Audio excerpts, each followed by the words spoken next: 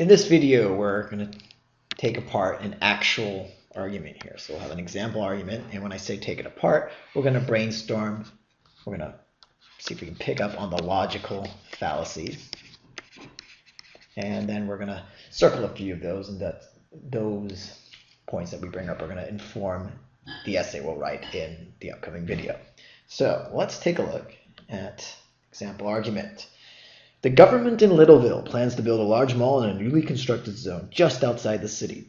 Littleville hopes to attract many wealthy clients who it believes will shop at the Littleville Mall's many planned boutique stores.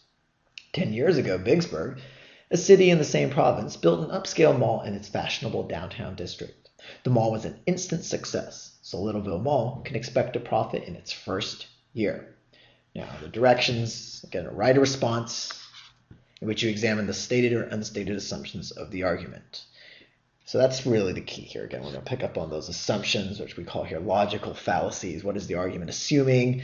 And this last part here, be sure to explain how the argument depends on these assumptions and what the implications are for the argument if the assumptions prove unwarranted. That's the mouthful part, but essentially what we're going to try to answer here is, well, because of these assumptions, how does the argument fall apart? And of course, part of this is to see how we can strengthen and improve the argument as well. But we're going to do all of that in the actual essay. For now, we're going to pick up on the fallacies here. What's going on? What are some assumptions that make this argument invalid? Okay, the government in Littleville here is going to plan to open a mall. And what they're assuming is that Littleville, put L for Littleville, is the same as Bigville. So what worked in Littleville is going to work in Biggsville. But how do we know that they're the same? Could they be different? And so that's what you have to say. You have to say the argument assumes that these two cities are the same. They could differ in terms of their residents. Maybe you have rich versus poor. Or maybe one place is known for its frugality. In another place, they're known for being spendthrifts or spending a lot of money. So you could list a few reasons how the towns could be different, in focusing, of course, on how that would affect the malls. You can't assume that opening a mall in Littleville is going to be the same as in Vicksburg. So that's one thing we can look at, how these two do not equal each other. So it assumes they equal each other, but we want to, of course, see how that the two do not equal each other. Now, you're going to notice that the argument does a few other things as well. It goes on to say that, okay, well, maybe these two are similar. Let's just assume this. But it goes on to say that the mall here in Littleville is in a constructed zone. So we'll call that CZ, constructed zone.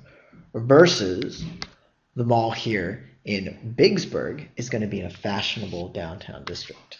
So you can see right there that you have construction zone versus downtown district.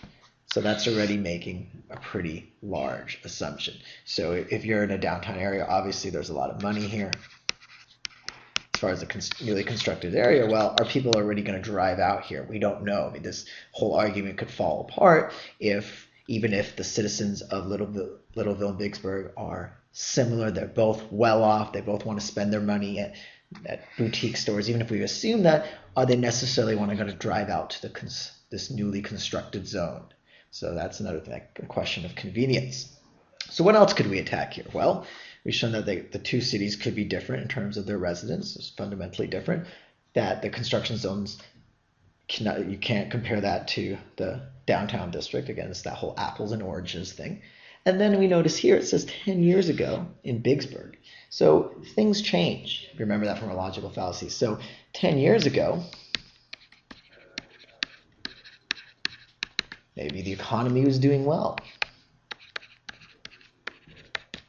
Things change. We don't know. So these could be very similar cities.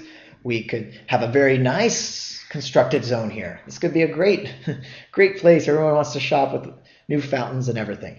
But if the economy is doing poorly, then wait a second, that argument falls apart. So this is another important thing that, of course, is the 10 years ago.